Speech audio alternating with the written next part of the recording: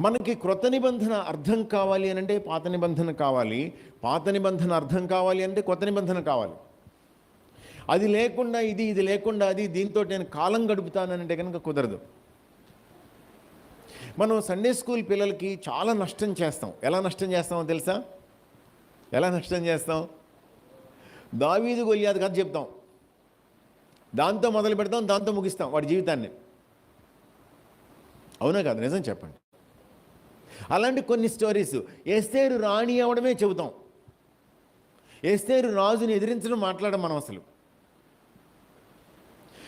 ఎప్పుడైనా Sunday school క్లాస్లో Mordecai గురించి టీచ్ చేసామా?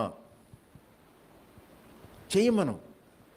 మనకి ఇంబ్యాలెన్స్ క్రియేట్ అయిపోయింది. మనకి లెగసీ ఇంబ్యాలెన్స్ లెగసీగా వచ్చింది. అదే ఇంబ్యాలెన్స్ని మనం పాస్ ఆన్ చేస్తూ ఉంటాం. మనం మాట్లాడాల్సినటువంటి విషయాలు. సో ఓల్డ్ టెస్టిమెంట్ని, న్యూ టెస్టిమెంట్ని జాగ్రత్త చేసుకోండి. మీకు వేరే ఎవరో చెప్పాల్సిన అవసరం ఉండకూడదు. మీరు జాగ్రత్తగా చదువుకోవడం మొదలుపెట్టినట్లయితే మీరు ఖచ్చితంగా వేరే వాళ్ళకి మేలు చేస్తారు.